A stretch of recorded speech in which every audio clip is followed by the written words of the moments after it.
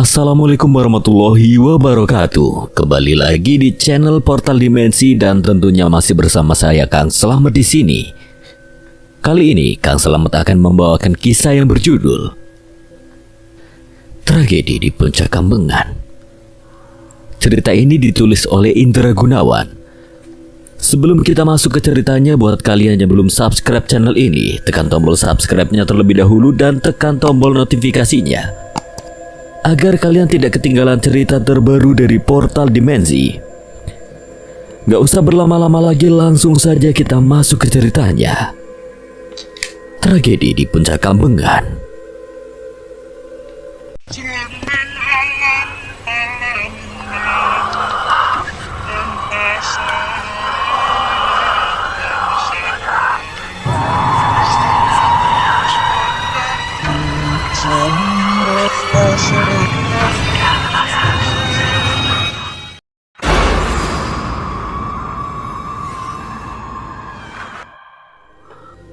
Kenapa tak kau tanyakan saja pada Anjar? Anjar? Kenapa nyambungnya jadi ke Anjar? Lah kan dia cucunya Mbah Pariem dan aku tahu.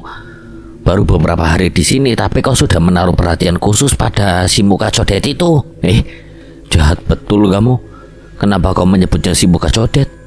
Nah kan ku panggil dia si muka codet pun kau nggak terima. Berarti benar kataku tadi. Kau sudah punya perhatian khusus pada Anjar toh? Ngawur, dia itu adikku. Wajar kalau aku tidak suka kalau ada yang memanggilnya seperti itu. Seperti apa? Lah yang seperti tadi kau bilang, si muka codet.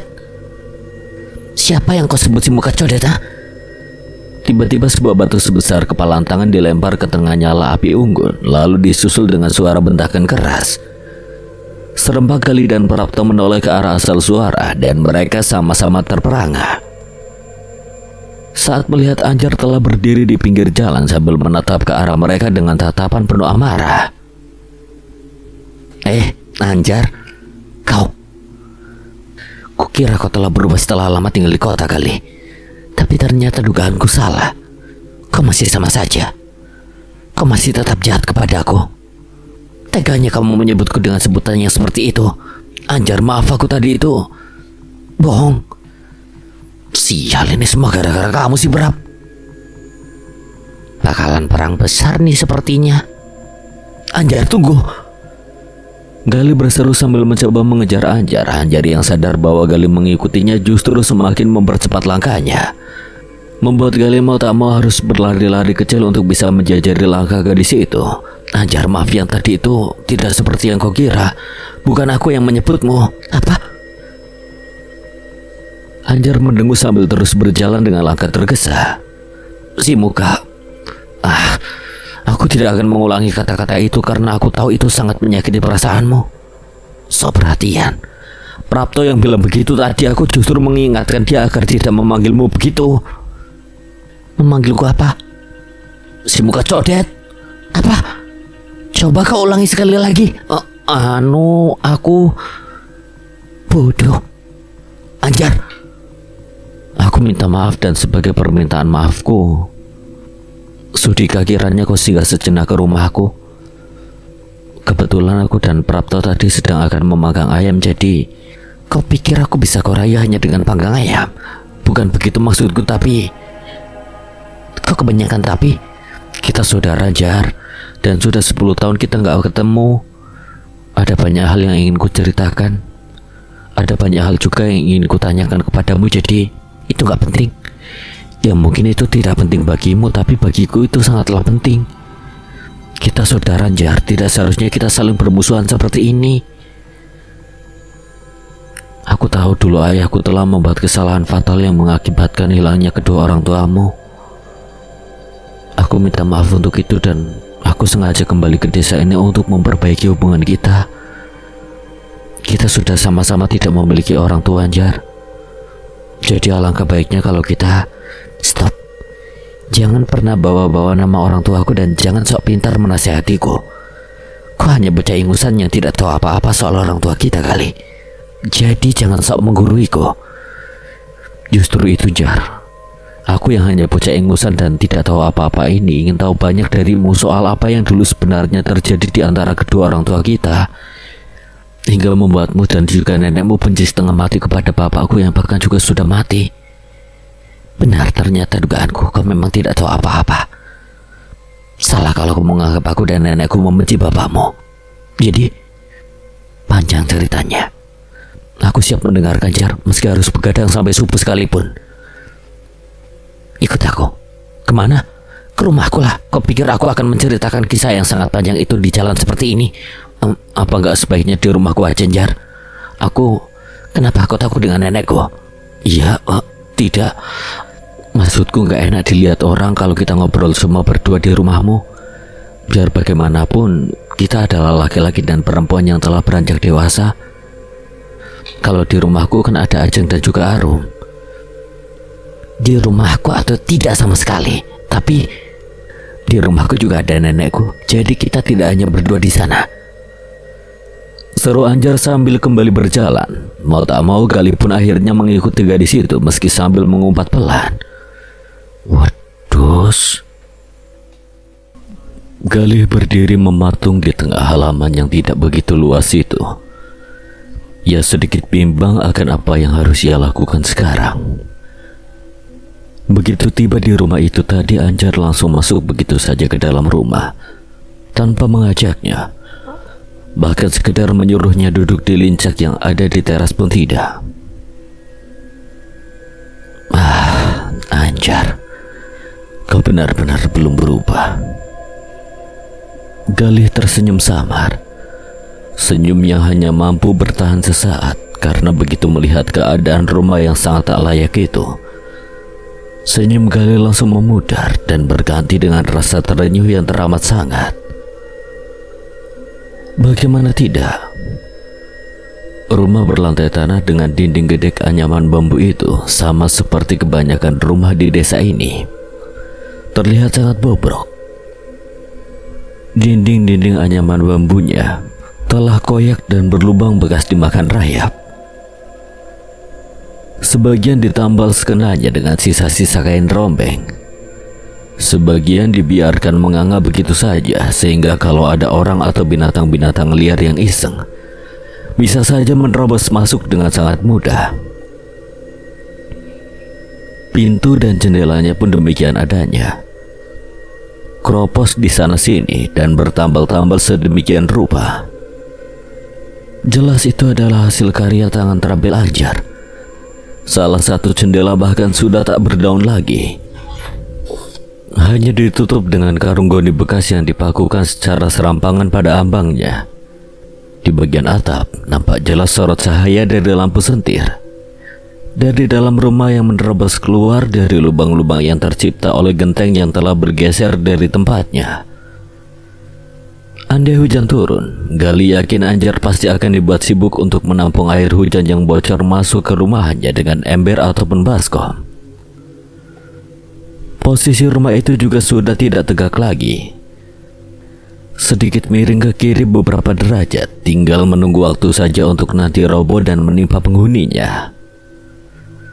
Anjar, bagaimana bisa kau bertahan hidup dengan keadaan yang seperti ini? Andai ada laki-laki di rumah ini tentu keadaannya akan sedikit lain. Andai. Hei, kenapa malah bengong di situ? Suara Anjar yang terdengar bersama dengan munculnya kepala anak itu di sela-sela pintu membuyarkan lamunan Galih. Kau tidak menyuruhku masuk? Lupa, masuklah. Di sini saja, Anjar. Galih menuju ke arah lincak yang ada di teras, lalu duduk di atasnya. Terdengar suara berisik berkeriat saat pantat Galih menimpa permukaan lincak itu, menandakan bahwa tempat duduk dari bambu itu sudah sama reotnya dengan rumah ini. Lebih enak di luar, hawanya sejuk dan adem. Terserah kaulah. Anjar kembali menghilang ke dalam rumah, lalu tak lama kembali keluar dengan menenteng ceret dengan gelas yang dicantelkan pada moncongnya, serta sepiring kaleng jagung rebus yang kesemuanya lalu diletakkan di samping Galih. Hanya diletakkan begitu saja tanpa basa-basi atau mempersilahkan Galih untuk mencicipinya. Jadi, Anjar ikut duduk di atas lincah reot itu. Gali terjingkat karena tempat duduk dari bambu itu sedikit bergoyang saat Anjar duduk. Ia takut lincah itu tiba-tiba roboh karena tidak sanggup menahan beban tubuh mereka berdua. Kenapa kau masih di sini? Lanjut Anjar dengan wajah menunduk, dengan kerudung yang sepertinya sengaja dipasang agak ke depan, membuat Gali sedikit kesulitan untuk melihat wajah Anjar. Sepertinya Anjar sengaja untuk menutupi wajahnya yang kata orang sedikit menyeramkan itu. Kenapa? Bukankah kau tadi yang mengajakku ke sini? Bukan itu maksudku. Tapi kenapa kau masih di desa ini? Bukankah kemarin aku sudah menyuruhmu untuk pergi? Hei, ini desa aku, Anjar. Kau tidak berhak untuk mengusirku. Bukan mengusir, tapi memperingatkan. Memperingatkan dari hal-hal buruk yang akan menimpamu kalau kau masih tetap bertahan di desa ini. Hal buruk? Hal buruk yang seperti apa maksudmu? Entahlah. Nenekku yang bilang dan hampir semua yang dikatakan oleh nenek biasanya benar. Jadi benar nenekmu itu bisa meramal? Entahlah. Setauku, nenek memang beberapa kali mengatakan hal-hal yang ternyata benar-benar terjadi di kemudian hari. Dan kau tahu, jauh sebelum kedatanganmu kembali ke desa ini, nenek sudah bilang bahwa kalian akan kembali. Karena itu saat kalian datang dan nenek bilang kalau kalian akan celaka jika kalian tetap di desa ini, aku jadi khawatir dan mencoba untuk memperingatkanmu. Seperti itu ya. Kukira kemarin kau melakukan itu hanya sekedar untuk menakut-nakutiku saja. Menakut-nakutimu? Apa untungnya buatku? Ya siapa tahu saja kau masih benci sama aku. Aku bukan anak kecil lagi yang bisa membenci orang hanya karena merasa tersaingi. Bukan itu maksudku. Lalu? Soal ayahku. Aku tahu kau dan nenekmu itu juga sebagian besar warga desa ini sangat membenci ayahku. Aku minta maaf soal itu karena ayahku. Bodoh. Bagaimana bisa kau berpikir bahwa aku dan nenekku membenci ayahmu? Loh, bukannya dulu? Ya dulu nenekku memang sempat kesal kepada ayahmu karena jiwa nenek sedang terguncang akibat kehilangan ayah dan ibuku. Juga aku.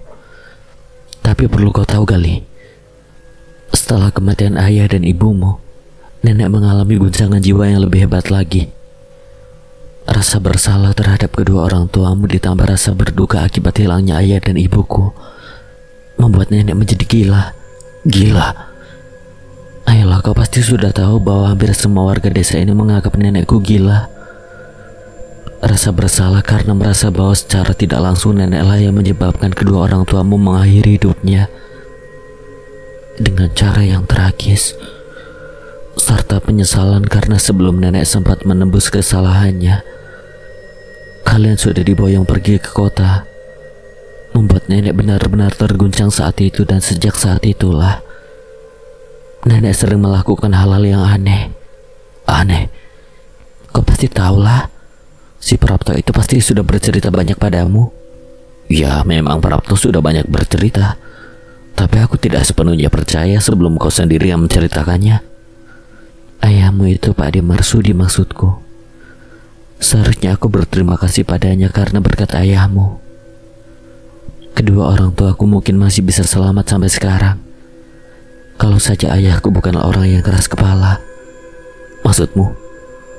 Perlu kau tahu, Gali, beberapa hari sebelum malam penggerbekan itu ayahmu sempat menemui ayahku dan menyuruh ayahku untuk sementara waktu bersembunyi di gunung karena desa ini akan digerebek.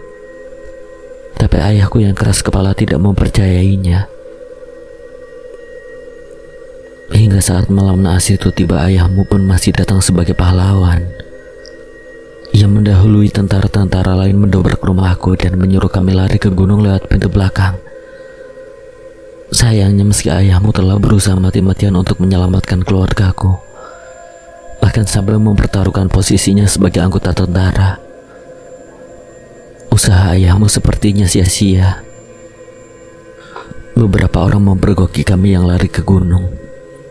Kami dikejar dan Anjar menghentikan sejenak ceritanya. Kedua tangannya sibuk menyeka air mata yang mulai meleleh di kedua sudut matanya.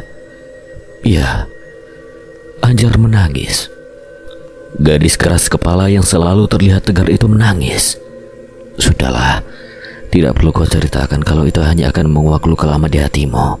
Tidak, Gali. Kau harus tahu semuanya. Aku harus menceritakan semuanya demi meluruskan kesalahpahaman di antara kita. Mungkin hanya aku seorang yang selamat dari sekian banyak orang yang lari ke gunung waktu itu. Karena itu aku merasa sangat berkewajiban untuk menceritakan apa yang terjadi di atas gunung waktu itu, agar almarhum Pak D. Marsudi tidak selamanya dipersalahkan dan bisa beristirahat dengan tenang di alam sana. Gali terdiam sesaat. Ia tidak menyangka Anjar ternyata menyimpan rahasia besar selama ini. Rahasia yang hanya akan ia ceritakan kepadanya sebagai anak keturunan Marsudi. Saat itu suasana sangat mencekam. Kami berlari di tengah kegelapan di medan yang sama sekali tidak kami kenal, dengan beberapa orang-orang beringas yang mengejar kami bagai orang mengejar hewan buruan. Mereka itu orang-orang yang mengejar kami bukanlah tentara seperti ayahmu. Maksudku hanya segelintir dari mereka yang mengenakan seragam dan menyandang bedil. Selebihnya adalah orang-orang biasa yang entah dari mana asalnya, berpakaian serba gelap dengan membawa senjata seadanya. Golok, arit, pedang, pentungan, dan entah apa lagi. Bukan senjata mereka yang membuat kami takut, tapi keberingasan mereka. Mereka berteriak-teriak bagi orang kesurupan. Bunuh, habisi semua orang itu. Jangan sampai ada yang lolos. Kau tahu seperti apa ketakutan kami waktu itu, Gali? Seperti hewan buruan yang siap dibantai. Kami berlari berserabutan ke segala arah.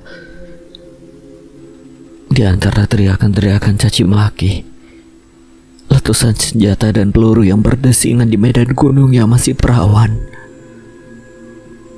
satu persatu kami yang lari mulai tertangkap dan dibantai. Teriakan kesakitan, jerit kematian serta rintih keputusasaan. Aku bisa mendengarnya dengan sangat jelas. Ayahku yang tengah menggendongku terus berlari ke arah puncak. Ibuku terpisah entah kemana sampai akhirnya pelarian ayahku terhenti. Saat seorang lelaki dengan golok terhunus menerjang ayahku dari belakang hingga jatuh bergulingan.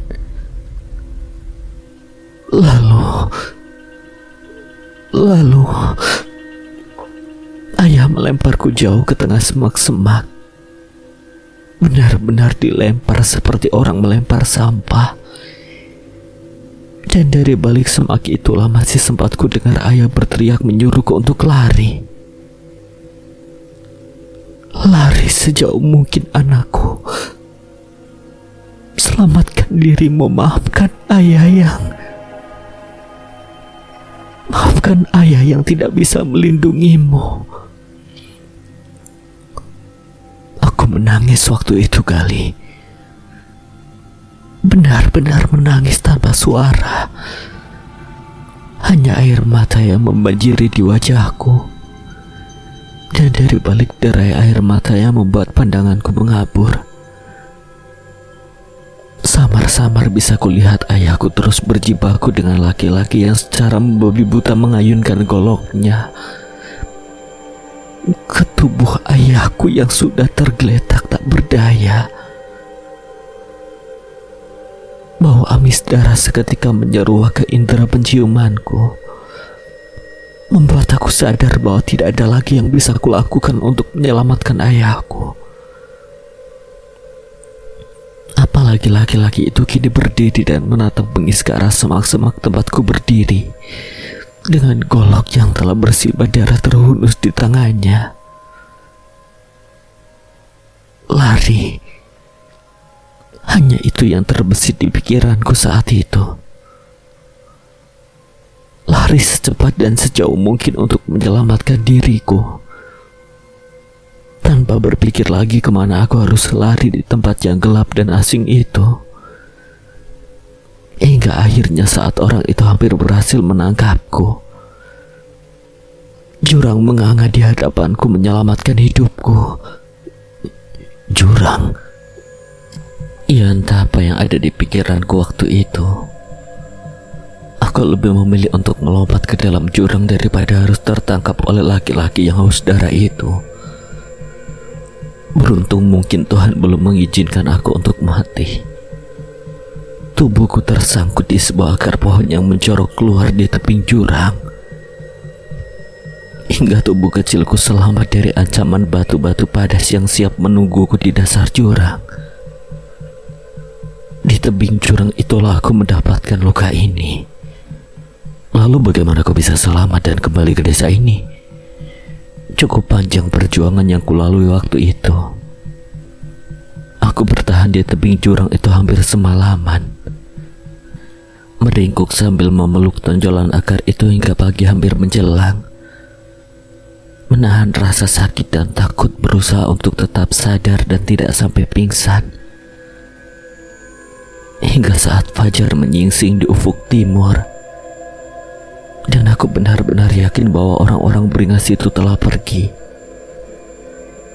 Aku berusaha merangkak ke atas tebing, berpegangan pada apa saja yang sekiranya bisa menahan tubuhku.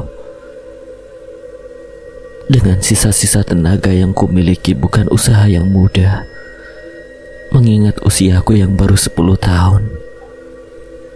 Beberapa kali aku nyaris tergelincir dan jatuh. Hanya keajaibanlah yang membuatku bisa berhasil selamat. Berhari-hari, berminggu-minggu, bahkan mungkin berbulan-bulan aku terlunta-lunta di tengah belantara di puncak gunung sana. Rasa sakit, lelah, takut, haus, dan lapar membuatku tidak yakin aku bisa bertahan. Aku mau makan apa saja yang bisa aku makan untuk bisa bertahan hidup. Buah-buahan hutan, umbi-umbian, bahkan pucuk-pucuk dedaunan muda sedikit bisa menyelamatkanku dari kelaparan. Minum hanya bisa menunggu hujan deras yang turun, karena memang tidak ada mata air di atas gunung sana. Kau tahu Gali, saat itu aku hampir mati kalau saja tidak lagi-lagi diselamatkan oleh keajaiban. Satu ketika saat aku sudah benar-benar putus asa, kehabisan tenaga dan harapan, aku terkapar pasrah menyandar pada batang pohon, siap menunggu ajal yang sepertinya sudah siap untuk menjemputku. Di saat itulah samar-samar aku seperti mendengar suara-suara yang memanggil namaku. Harapanku kembali bangkit dengan sisa-sisa kesadaranku. Aku merangkak, benar-benar merangkak karena sudah tidak sanggup lagi untuk melangkah. Berusaha menuju ke arah asal suara itu, hingga akhirnya saat aku tiba di 2 buah gundukan makam tua yang ada di atas gunung itu, kulihat nenekku tengah bersimpuh di depan kedua makam tua itu sambil menangis dan memanggil namaku. Aku yang begitu gembira karena akhirnya bisa bertemu kembali dengan nenekku, berusaha bangkit untuk memanggilnya. Namun mungkin karena kondisiku yang sudah benar-benar payah, aku justru jatuh pingsan dan tidak ingat apa-apa lagi. Sampai saat aku sadar, aku sudah berada di rumah dan dirawat oleh nenekku. Jadi kau juga tahu soal 2 makam tak bertua di atas gunung sana? Ya, awalnya nenekku yang pertama kali menemukan kedua makam itu. Beberapa hari setelah penggerbakan itu, nenekku berusaha mencariku, juga ayah dan ibuku, ke atas gunung itu. Berhari-hari, berminggu-minggu, sampai berbulan-bulan, nenek melakukan pencarian tanpa hasil. Tak lantas membuat nenekku menghentikan pencariannya. Tiap hari ia naik turun gunung hanya untuk mencari keluarganya. Sampai-sampai warga desa menganggapnya telah gila akibat kehilangan anak, cucu, dan menantu. Sampai nenekku menemukan 2 makam tua itu. Setiap hari nenek menziarahinya sambil berdoa dan memohon agar bisa dipertemukan kembali dengan anak, cucu, dan menantunya. Terdengar aneh memang berdoa dan memohon di depan makam yang bahkan nenek tidak tahu makam siapa. Namun doa nenekku sepertinya tidak sia-sia, terbukti ia akhirnya bisa menemukanku. Meski tidak dengan ayah dan ibuku. Sejak saat itu sampai sekarang nenek masih sering naik ke puncak sana. Sekedar untuk berziarah dan berharap satu saat bisa bertemu kembali dengan ayah dan ibuku. Luar biasa. Entah sadar atau tidak, Gali menggenggam tangan Anjar membuat gadis itu merasa jengah. Gali, apa-apaan kamu? Anjar, aku salut padamu. Aku bangga, sungguh apa yang barusan kau ceritakan itu telah membuatku sadar. Selama ini aku merasa menjadi orang yang paling menderita akibat kehilangan kedua orang tuaku. Kau tahu aku sampai mengalami trauma yang sangat mendalam karena selalu mengalami mimpi buruk tentang masa laluku. Namun setelah kau menceritakan apa yang telah kau alami di masa lalumu itu, aku sadar bahwa ternyata penderitaan yang kau alami tidak ada apa-apanya jika dibandingkan dengan penderitaan yang kau alami, Anjar. Anjar, maafkan aku. Sudah, jangan berlebihan begitu. Maaf, aku terbawa suasana. Tapi apa kau tidak mengkhawatirkan nenekmu, Jar? Maksudku, beliau sudah semakin sepuh dan naik turun gunung yang... Ya mau gimana lagi? Kau tahu sifat nenekku, dia itu kalau sudah punya kemauan mustahil untuk dicegah. Sama seperti kamu. Kadang aku berpikir sifat nenekku itu menurun padamu. Lah kok aku sih? Bukannya kamu yang cucunya? Kau pikir kau bukan cucunya? Aku kan cuma cucu jauh. Sama saja. Bedalah. Kau lebih keras kepala dariku dan kau perempuan. Jadi kaulah yang mewarisi sifat Mbah Pariem itu, bukan aku. Berani kau? Anjar. Suara serak Mbah Pariem menyela perdebatan kedua kakak beradik sepersepupuan itu. Nenekku memanggil aku harus masuk. Kau pulanglah. Kau mengusirku? Bukan mengusir lagi, hari sudah malam. Aku mau bertemu nenekmu dulu. Tidak untuk sekarang. Kenapa? Ku jelaskan juga kau tidak akan mengerti. Aku juga cucunya, Jar. Ku bilang tidak sekarang. Kenapa? Pemuda terakhir yang berani mengunjungi ke rumah ini pulang dengan kaki pincang akibat beradu dengan tongkat nenekku. Kau mau bernasib sama dengan pemuda itu? Tapi kan ku bilang tidak untuk sekarang, pulanglah.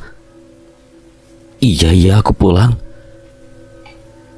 Gali berdiri dan melangkah ke halaman. Anjar pun juga beranjak untuk masuk. Namun seruan Gali menahan langkah gadis itu. Jar, terima kasih untuk ceritamu tadi ya. Kita menjadi saudara lagi kini. Anjar hanya mendiam. Terima kasih juga untuk sugahnya, meski aku belum sempat mencicipi. Dan satu lagi, Jar, cepat-cepatlah kau cari suami agar ada yang membantumu untuk mengurus rumahmu yang terbengkalai ini. Aku pulang, Jar. Besok aku main kesini lagi. Gali, pertimbangkan kembali peringatanku yang kemarin itu. Anjar berteriak meski sosok Gali sudah tidak terlihat olehnya lagi. Tak ada jawaban. Dasar keras kepala. Senyum Gali belum sepenuhnya memudar meski sudah beberapa puluh langkah ia meninggalkan rumah reot milik Anjar. Anjar. Pertemuan sesaat dengan gadis itu tadi setelah sekian lama berpisah sedikit memberi kesannya membekas di hatinya. Tak banyak yang berubah dari gadis itu. Sifat dan perilakunya masih sama seperti dulu. Keras, tegas, dan sedikit kaku. Kalaupun ada yang berubah itu hanyalah fisiknya. Bukan. Gali sama sekali tak terpikir dengan cacat kecil yang ada di wajah gadis itu, melainkan Anjar yang kini telah tumbuh menjadi gadis dewasa. Memang sangat berbeda dengan Anjar yang dulu Gali kenal. Dulu seingat Gali, Anjar adalah seorang anak perempuan yang berkulit hitam dekil dengan hiasan koreng di siku tangan dan lututnya. Perut buncit, badan ceking, serta rambut kriwil agak gimbal karena jarang tersentuh air. Anjar memang jarang mandi. Seingat Gali begitu dulu. Bahkan sekarang pun Gali masih ingat bau khas yang selalu ia cium saat dulu berdekatan dengan Anjar. Perengus dan amis, perpaduan antara bau tubuhnya yang jarang terkena air dan aroma ingus yang entah kenapa seolah tidak ada habis-habisnya keluar dari hidung anak itu. Itu dulu. Kini Gali mengakui bahwa Anjar telah tumbuh menjadi seorang gadis dewasa yang lumayan manis, bahkan cantik.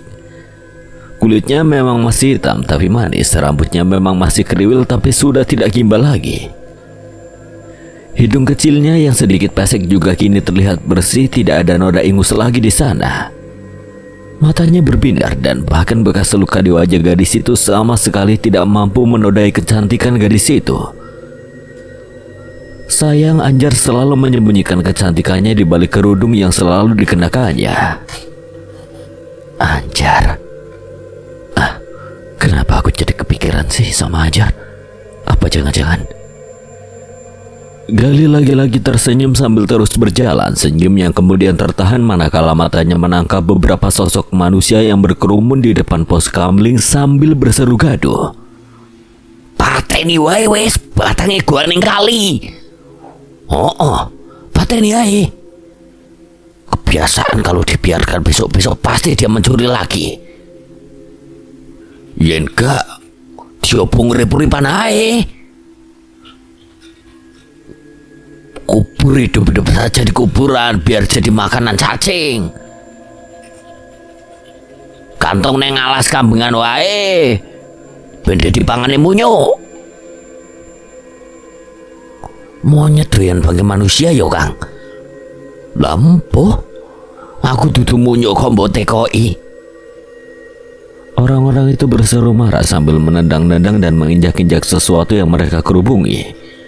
Gali yang merasa penasaran pun segera menghampiri mereka dan bertanya, "Pak, ini ada apa ya Pak, kok rame-rame begini?" Tanya Gali pada bapak-bapak yang berdiri di antara kerumunan itu. Maling, Mas. Orang itu menjawab tanpa menoleh. Ia sibuk melongok-longok di antara kepala orang-orang yang berdiri di depannya, mencoba melihat si maling yang sepertinya sudah tergeletak tak berdaya menjadi bulan-bulanan warga itu. Maling? Maling nopo, Pak? Nggak tahu, Mas. Lagi-lagi bapak-bapak itu menjawab tanpa menoleh. Gali yang merasa semakin penasaran pun mencoba menyeruak ke tengah kerumunan. Dan betapa terkejutnya ia saat mendapati si maling yang telah tergeletak tak berdaya. Lebih terkejut lagi saat Gali mengenali maling itu adalah si jerangkong gondrong yang beberapa hari lalu ia temui di puncak gunung. Stop, Pak, berhenti, cukup. Jangan dipukuli lagi. Dia udah sekarat. Sontak karena tidak tega melihat si maling yang sudah tak berdaya itu masih saja dipukul dan ditendang oleh para warga. Gali melompat ke tengah-tengah kerumunan dan berdiri di antara warga dan si maling yang sudah tak berdaya sambil merentangkan kedua tangannya. Kamu, kok anak kota yang baru datang kemarin itu yo? Ngapain kamu belain maling ini? Mikir, biar kami beri pelajaran pada orang itu. Cukup, Pak, sudah. Dia sudah tidak berdaya. Kalau terus-terusan dipukuli bisa mati nanti. Kok anak ingusan, gak usah ikut campur. Sarto si jagoan kampung Antrek Bayan Mardi yang tadi juga ikut memukuli maling itu maju ke depan. Dia itu maling. Ngapain kamu bela?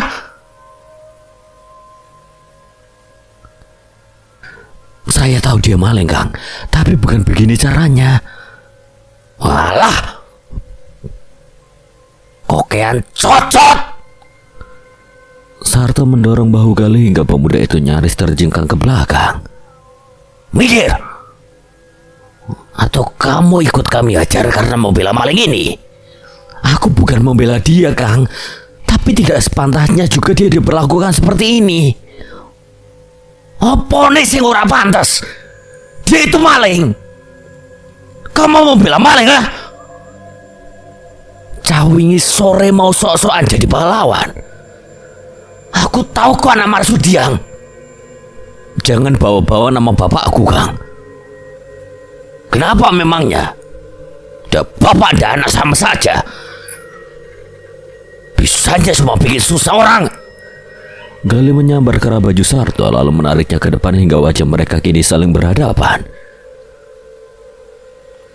Jaga bicaramu, Kang. Aku tahu kau jagoan di kampung ini. Dan aku hanya anak kemari sore.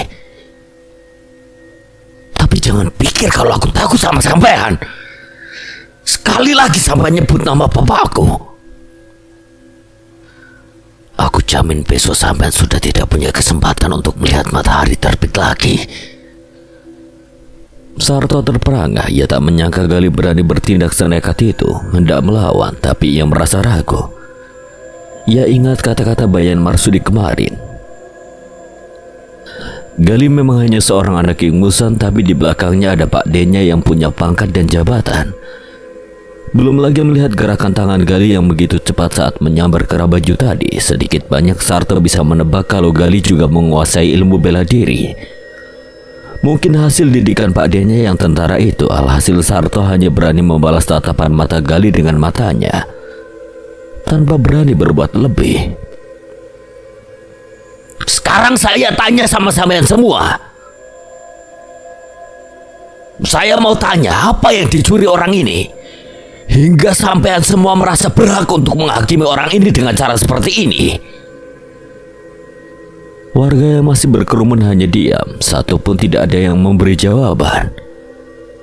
Entah kemana perginya keberingasan mereka tadi melihat Gali yang terang-terangan berani menantang Sarto si jagoan kampung tadi. Membuat nyali mereka semua menciut tiba-tiba. Tidak ada yang mau ngasih jawaban.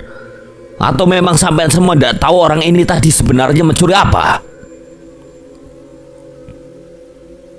Siapa yang pertama kali meneriaki orang ini maling? Kini semua mata tertuju ke satu arah, menatap seorang pemuda yang berdiri di tengah-tengah. Gali mengikuti arah pandang para warga itu dan ia terkejut saat mendapati Prapto yang juga tengah menunduk di tengah-tengah kerumunan. Prapto? Iya mas, tadi Prapto yang pertama kali ngejar orang ini dan meneriakinya maling. Benar begitu, Prap? Iya, tadi orang itu nyolong ayam bakar kita. Astaga Prapto, hanya gara-gara seekor ayam bakar kau nyaris menghilangkan nyawa orang. Aku nggak nyangka kalau bakal begini jadinya dan ayam bakar itu udah. Dan sampean semua dengar toh, orang ini hanya mencuri seekor ayam bakar. Apa sampean pikir hanya karena seekor ayam bakar orang ini lantas pantas untuk diperlakukan seperti ini? Apa sampean semua tidak mikir kenapa orang ini sampai mencuri seekor ayam bakar? Bukan mencuri barang yang lebih berharga. Sampean semua lihat baik-baik raga orang ini. Dia mungkin hanya orang gila yang sedang kelaparan, yang kebetulan melihat Prapto sedang memanggang ayam di rumah saya. Kalau tidak gila mungkin dia akan meminta baik-baik kepada Prapto. Tapi karena dia gila, sudahlah. Aku tidak mengerti dengan jalan pikiran kalian semua. Sekarang lebih baik sampean semua bubar. Soal orang ini biar saya yang urus. Dan saya harap kejadian seperti ini jangan sampai terulang lagi. Satu persatu para warga itu pun membubarkan diri, pergi meninggalkan tempat itu dengan wajah menunduk. Tinggal Prapto dan Gali yang kini sibuk menolong si maling yang masih tergeletak tak berdaya. Kita bawa ke rumahku saja, Prap. Sepertinya orang ini perlu sedikit diobati juga dikasih makan. Boleh kami bantu, Mas? Terima kasih banyak, Pak. Maling yang sudah tak berdaya itu pun lalu mereka gotong berempat menuju ke rumah Gali. Sementara tak jauh dari tempat itu Bayan Mardi dan Sarto memperhatikan mereka dengan wajah geram. Anak orang itu mulai berani berulah, Pak. Dan sepertinya dia juga mulai menarik simpati dari warga. Kalau dibiarkan, ini bisa menjadi ancaman bagi kedudukan sampean sebagai bayan. Wedus! Bayan Mardi hanya bisa mendengus kesal sambil memukul batang pohon yang ada di dekatnya. Sakit, itu yang ia rasakan selanjutnya. Sakit pada kepalan tangannya, juga sakit yang terasa di dalam hatinya. Siapa orang itu sebenarnya? Disis Prapto sambil sesekali melirik si maling alias si jerangkong gondrong yang kini penampilannya sudah tidak menyerupai jerangkong lagi. Sebelumnya mereka telah menyuruh orang itu untuk mandi, juga mengobati luka-lukanya dan memberi pakaian layak pakai milik Gali. Sedikit kebesaran tapi lumayan daripada hanya bertelanjang dada dan bercelana compang-camping seperti sebelumnya. Orang itu kini nampak lahap menyantap makanan yang tadi disiapkan oleh Ajeng di lincak teras. Sementara keempat muda-mudi itu kembali sibuk menyalakan api unggun untuk membakar jagung di halaman. Bukannya itu orang yang tempo hari mengintip kamar kita? Ya betul, aku masih ingat dengan jelas wajahnya. Bukannya kau bilang kemarin dia cuma orang gila, Prap? Ya kemarin memang kukira cuma orang gila. Tapi sekarang setelah melihat perilakunya itu, aku nggak yakin kalau dia benar-benar gila. Kau lihat sendiri kan tadi? Sehabis kamu obati dan kamu kasih pakaian, dia sampai menitikkan air mata dan membungkuk-bungkuk. Sepertinya mau mengucapkan terima kasih. Orang gila mana ngerti terima kasih. Sayang, sepertinya dia gagu, jadi tidak bisa kita tanya banyak. Mungkin dia gelandangan atau semacamnya gitu, Prap. Bisa jadi. Tapi tetap saja aneh. Baru kali ini ada gelandangan yang masuk ke desa. Pakai acara nyolong makanan pula. Biasanya orang-orang seperti itu adanya di sekitaran pasar sana. Karena para pedagang di pasar suka ngasih-ngasih makanan kepada orang-orang seperti itu. Kalaupun harus terpaksa nyolong, kan di pasar lebih banyak makanan. Ngapain sampai harus jauh-jauh pergi ke desa? Iya juga ya. Dan kalau masuk ke desa saja kau bilang aneh, apa ndak lebih aneh lagi kalau mereka sampai naik ke puncak gunung sana? Naik ke puncak gunung? Jangan bilang kalau... Ndak. Gali menukar cepat ucapan Prapto sambil melirik ke arah Ajeng. Prapto yang tanggap bahwa Gali masih merahasiakan pertemuan tak terduganya dengan si jerangkong gondrong di puncak gunung beberapa hari yang lalu dari Ajeng, tidak melanjutkan pertanyaannya lagi. Kemarin pas aku melihat-lihat kebun kelapa yang di lereng gunung bersama Pale Harno, tanpa sengaja aku melihat orang itu naik ke atas gunung. Mungkin mau nyari buah-buahan atau umbi-umbian di sana. Apa jangan-jangan apa, Mbak Ajeng? Jangan-jangan dia itu manusia primitif atau manusia goa?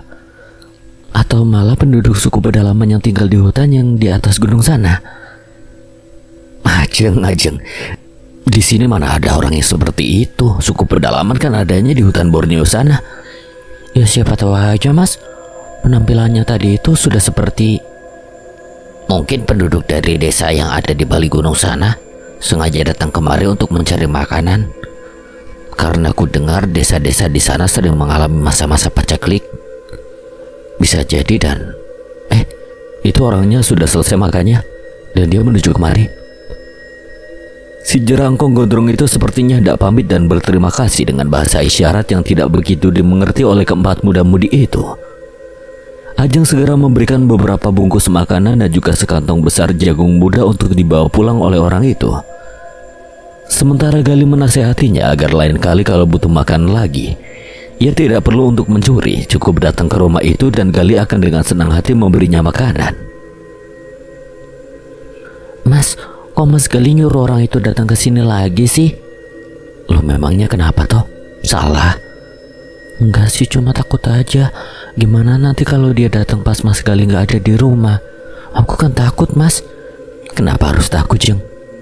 Kamu lihat sendiri kan tadi, orang itu baik kok. Iya sih, tapi nggak tahu kenapa aku merasa orang itu berbahaya, Mas. Aku takut, tampangnya serem gitu. Jangan menilai orang dari penampilannya, Jeng. Iya, aku tahu, Mas, tapi tetap aja. Entahlah, Mas.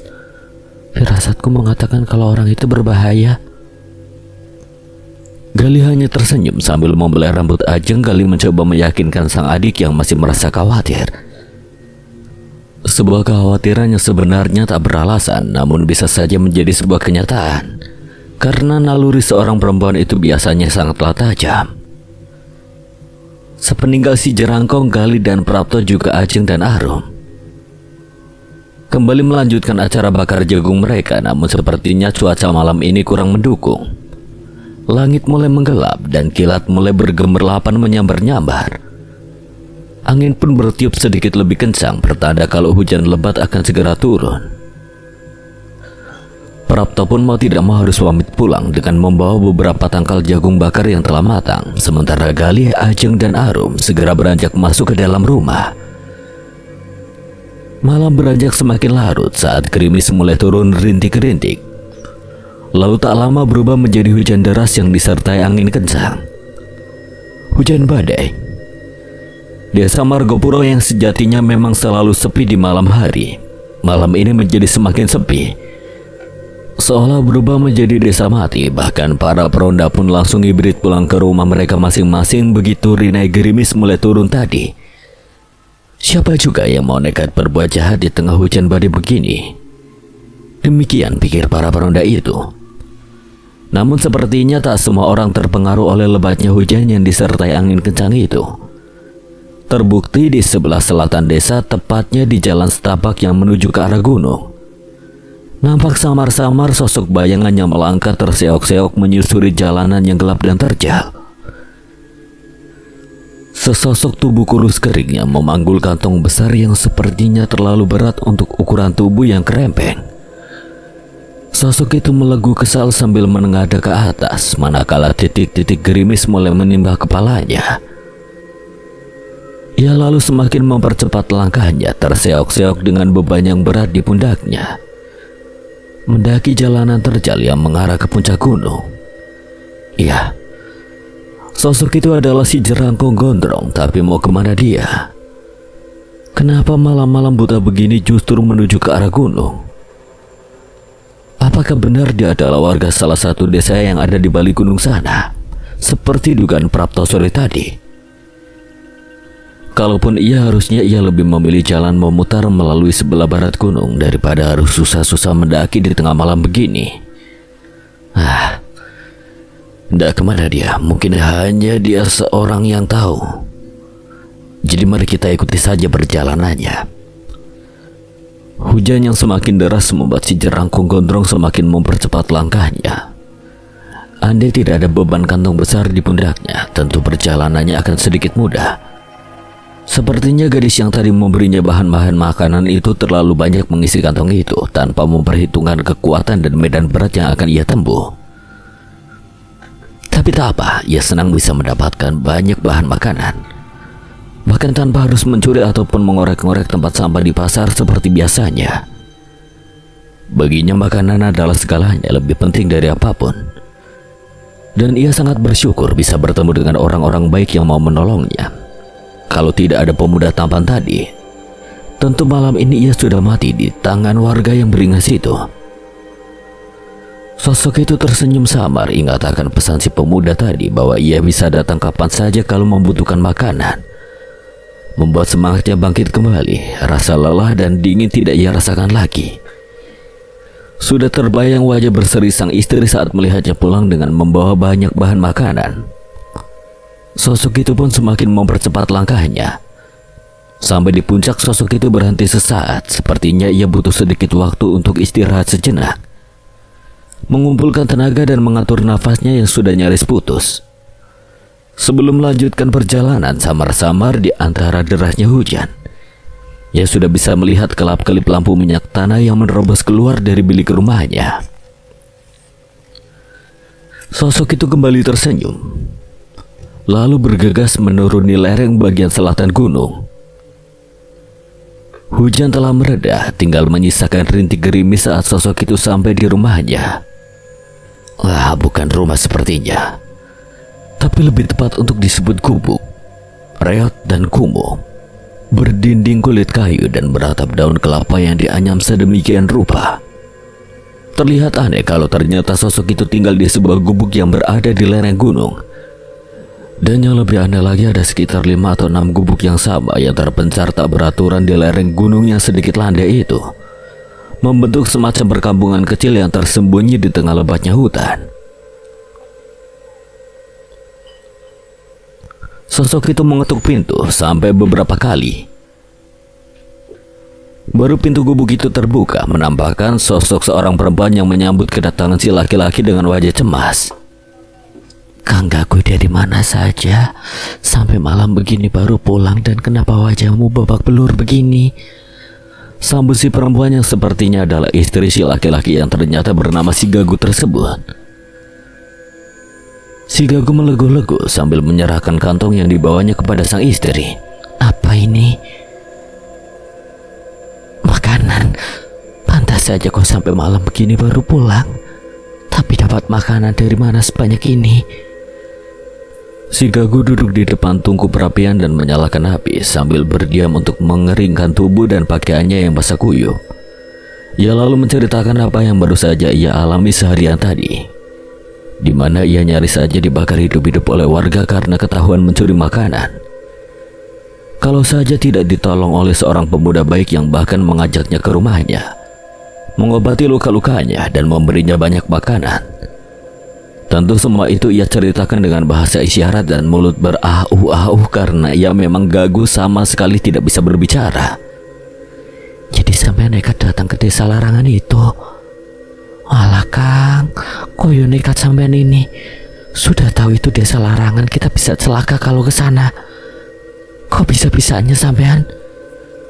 Si Gago memotong omelan sang istri yang menjelaskan bahwa mitos tentang desa larangan itu tidak sepenuhnya benar. Desa itu sudah aman sekarang, ada orang baik di sana. Meski ada juga sebagian warganya yang masih jahat. Ia juga berpesan kepada sang istri agar ia tidak membocorkan rahasia ini kepada warga desa tersembunyi itu.